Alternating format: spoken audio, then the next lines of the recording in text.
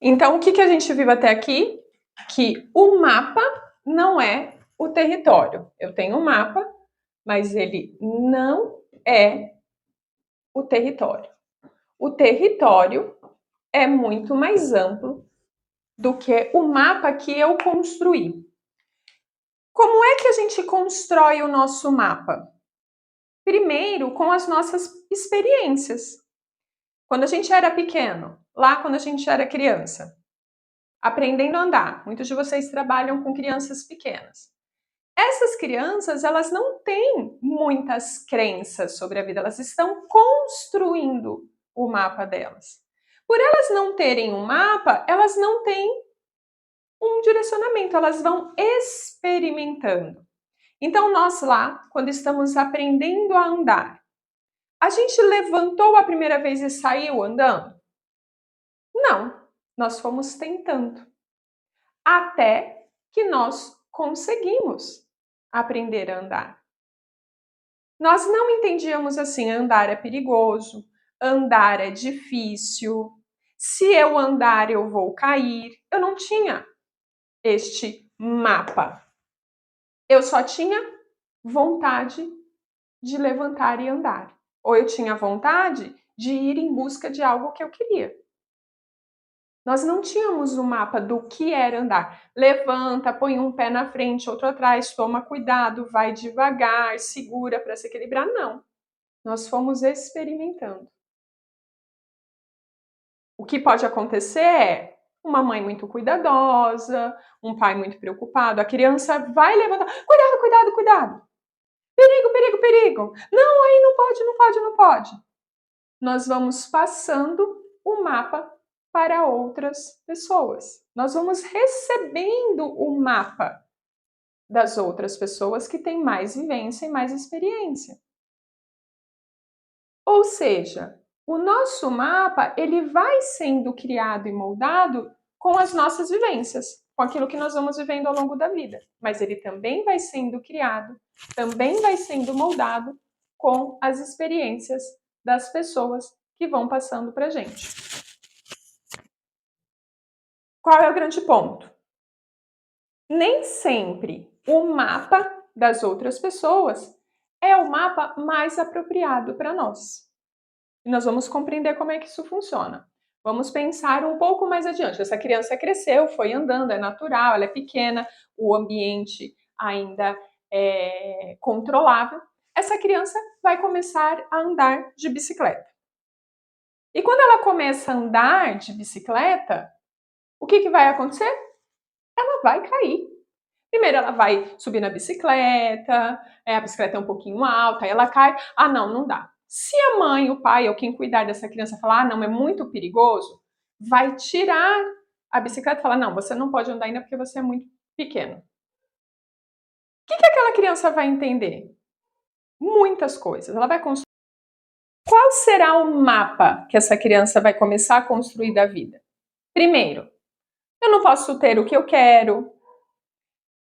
Isso é um teste. Nós vamos aos poucos construindo isso. Ou é perigoso andar de bicicleta. Eu não consigo. Não é possível para mim.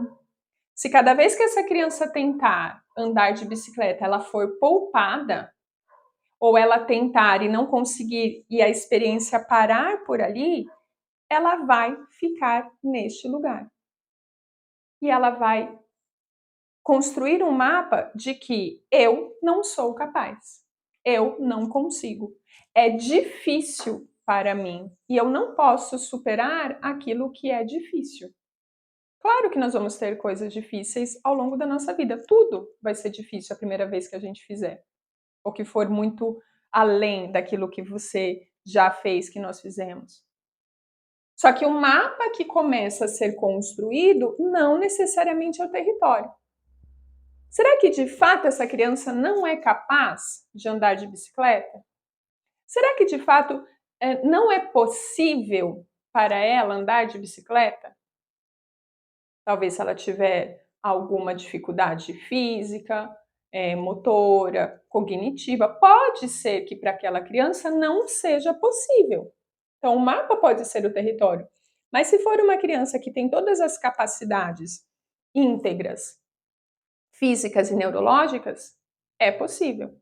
Mas de acordo com a experiência que ela teve e até onde ela pôde ir, o mapa que ela construiu, não é possível. Eu não consigo. Eu não sou capaz. Eu tô aqui usando o exemplo da bicicleta, pessoal, mas tragam para a sua vida. Quantas coisas que você olha para você e que você sente que você não é capaz, ou que você olha para o seu colega, para o seu parceiro, para sua parceira de vida, para alguém, para a sua cidade, e você fala: não é possível.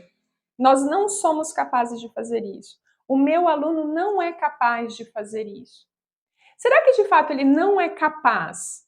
Nós não somos capazes porque este é o território completo? Ou seja, de acordo com as condições que nós temos, de acordo com os elementos, os recursos que nós temos internos e externos, isso de fato é um limitante? Ou este é apenas um mapa que eu construí? E esse mapa que a gente constrói sobre nós, sobre o outro e sobre a vida, o mapa que a gente constrói, ele é sobre nós, o outro e a vida, o mundo, né? O que está fora de mim. Este mapa que a gente constrói está falando sobre o que eu sou capaz. Então, ele está falando sobre capacidade. Eu consigo, eu não consigo. Eu tenho recursos ou não tenho recursos. Eu consigo alcançar isso, ou conquistar isso ou não. Ele também está falando de possibilidade. É possível? Então, eu não tenho capacidade, eu não consigo fazer isso porque. Eu vou pôr aqui a palavra correta para vocês. Que é capacidade. Opa, quase que saiu um SS aqui. Capacidade, sou capaz ou não sou capaz. É possível, ou seja, o ambiente vai permitir que isto vai conseguir abraçar essa minha capacidade, porque às vezes eu tenho uma capacidade muito grande, mas dentro deste ambiente não dá para fazer isso. E a outra crença é sobre merecimento. Eu mereço? Eu tenho lugar para fazer isso? Eu tenho permissão para fazer isso? Porque às vezes a criança tem a capacidade, ela tem a possibilidade, já tem a bicicleta, tem onde andar e tudo mais, mas ela não tem um merecimento. Ela não tem a permissão para fazer isso. E muitas vezes isso está ligado ao outro, à vida. E a gente pode ir trazendo para a nossa relação, por exemplo, com a educação. Qual é o nosso mapa sobre a educação? Qual é o nosso mapa sobre quem é um professor? O que um professor é capaz? Do que um professor é capaz? O que é possível para um professor? O que um professor merece? Que permissão que esse professor tem? Tudo isso aqui está moldando os nossos comportamentos. Os nossos comportamentos, as nossas ações, as nossas escolhas, os nossos estados emocionais estão sendo moldadas por este mapa que não necessariamente é o território. Ele está baseado naquilo que nós vivemos. Até onde eu vivi, até onde eu fui capaz de agir, este é o meu mapa. Eu fui até essa capacidade, até essa possibilidade, até esse merecimento. Até onde eu fui. mas não necessariamente este é o território completo. É a verdade absoluta. Até onde eu vi o outro viver, porque as nossas crenças também são construídas na experiência do outro. Até onde eu vi outros professores, até onde eu vi outras mulheres, outros homens, até onde eu vi outras pessoas da minha cidade, até onde eu vi outras pessoas da minha família, essa capacidade, essa possibilidade, esse merecimento são possíveis. Mas não necessariamente este seja o território completo. E eu só vou descobrir caminhando. Aquilo que eu vivi, aquilo que eu vi o outro viver, e sabe mais uma forma que a gente constrói nossas crenças, o nosso mapa? Aquilo que eu ouvi.